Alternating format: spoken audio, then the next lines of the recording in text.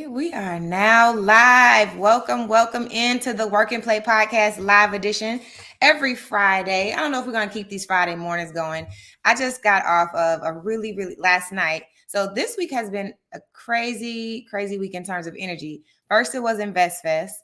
And then it was last night. I went to this networking under 40 event, which was actually really dope. I hadn't been in that environment for a while. I'm typically used to being in a community of entrepreneurs. Everybody is entrepreneuring.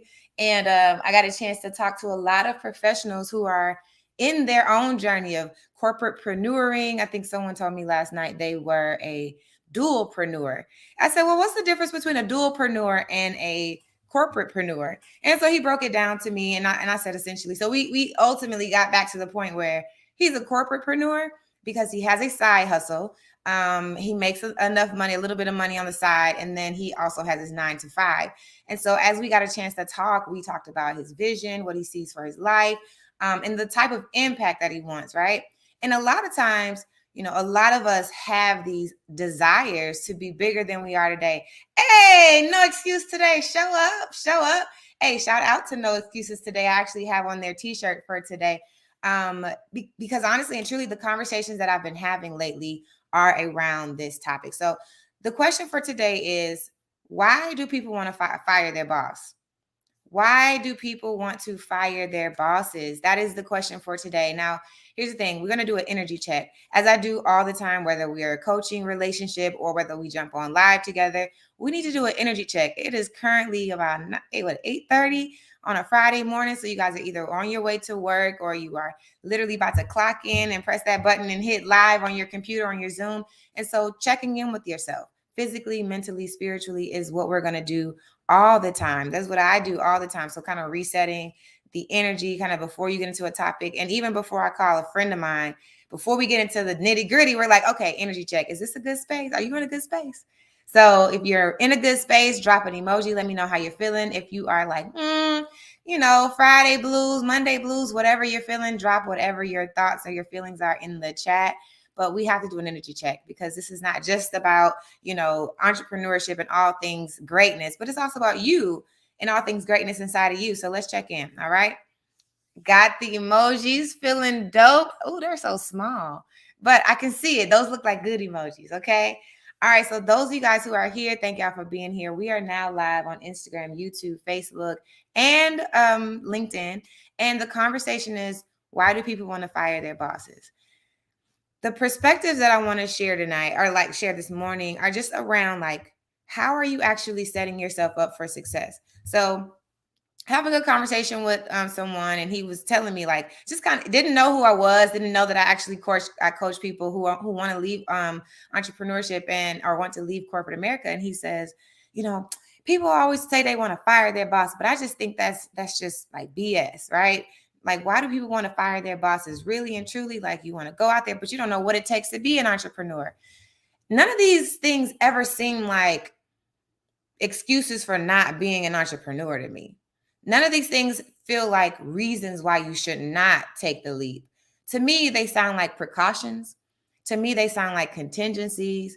To me, they sound like considerations that you need to have if you want to leave entrepreneurship. So the first thing is, why do people want to just fire their boss and leave, right? They don't even know what it takes to be an entrepreneur. So that tells me you need to prepare for being an entrepreneur, right? Then the second thing came up, which is like, people say they want to leave, they want to jump ship, they want to take this leap. They jump out into entrepreneurship. They don't have enough money or a clear path of what they want to do. And then they end up back in corporate America. To me, that doesn't tell me that you shouldn't try to become an entrepreneur because you might end up going back to corporate America. It tells me that you need to prepare for the exit so that you do not have to make that U-turn.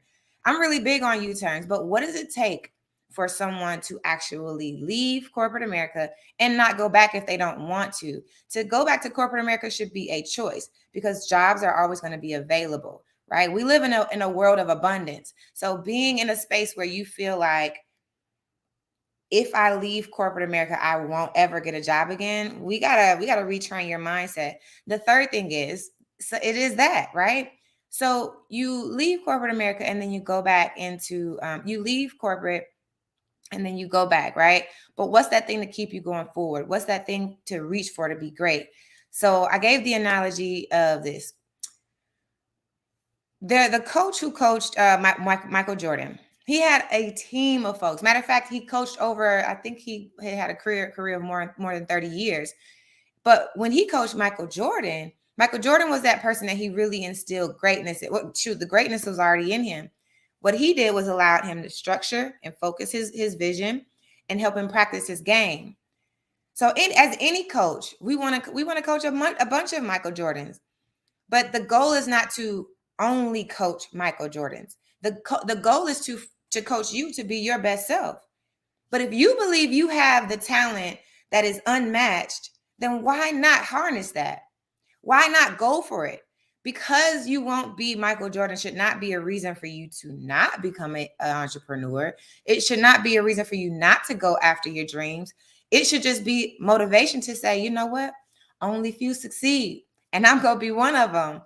So those three perspectives for me. Firing your boss is the first thought, but you really shouldn't be running away from a bad manager or running away from your corporate job or running away from fill in the blank.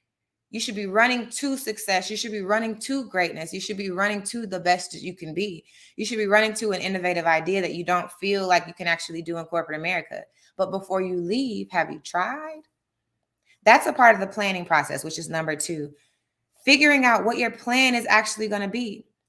Thinking about leaving corporate America haphazardly, literally, it does result in you making unnecessary U-turns, going back into corporate America when you don't necessarily need to, or running out of funds because you haven't set the proper runway when you left.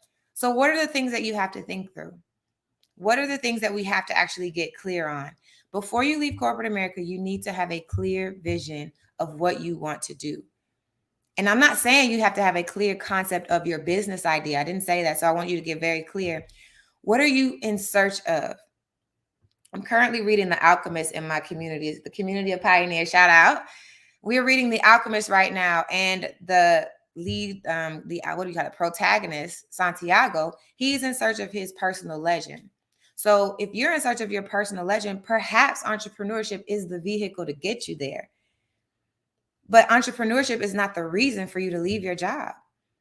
Your core desire, the person you truly desire to be, it's already inside of you. You don't have to have a coach to tell you what to do.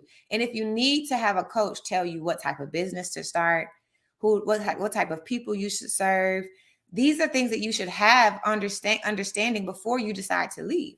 Now, perhaps you need somebody to help you till the soil. What are the things that you need to do to till the soil? And this is what I want to leave you with. Because first, firing your boss is not required. You need to be able to pursue your personal legend.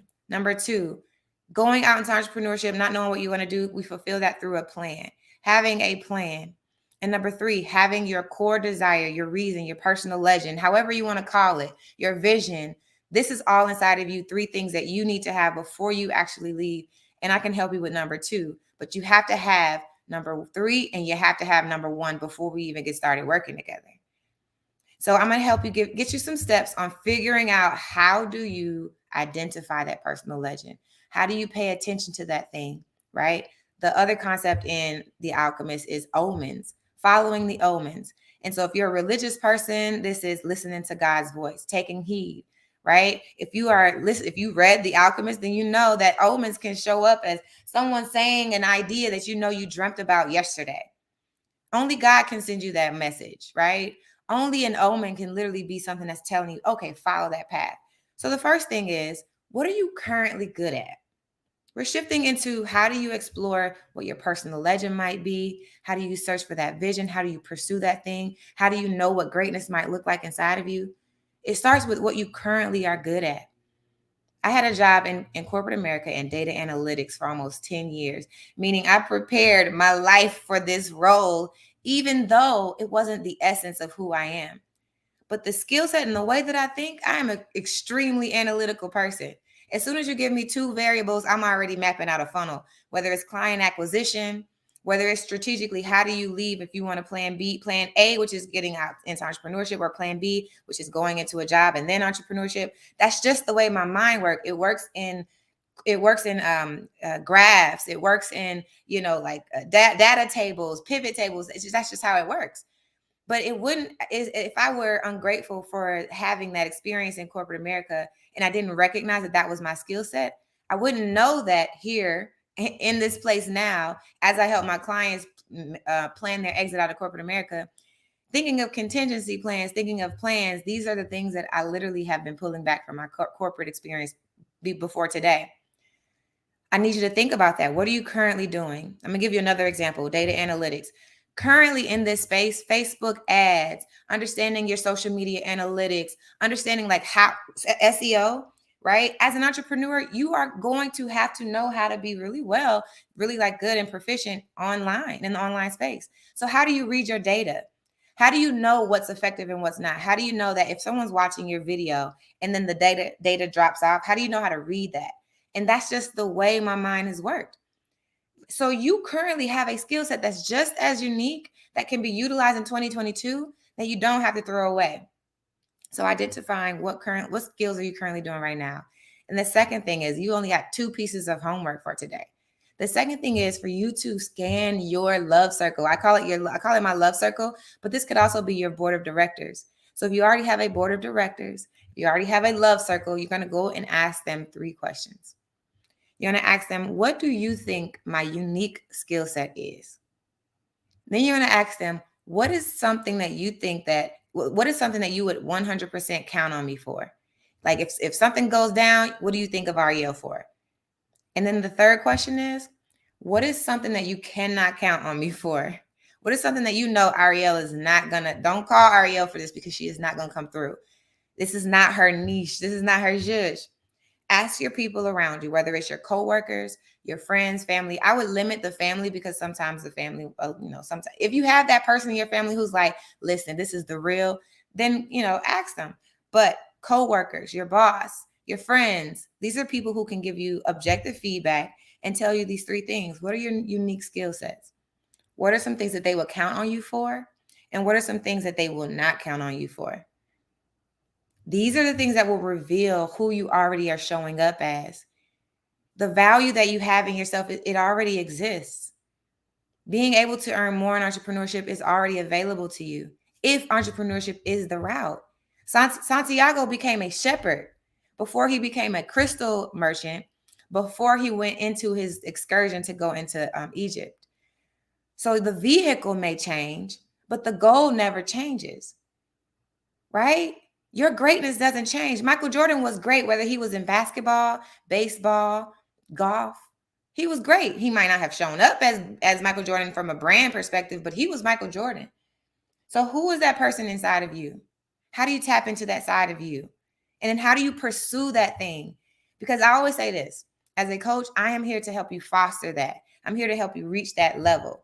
But I'll never be able to tell you what your personal legend is. Only you can do that.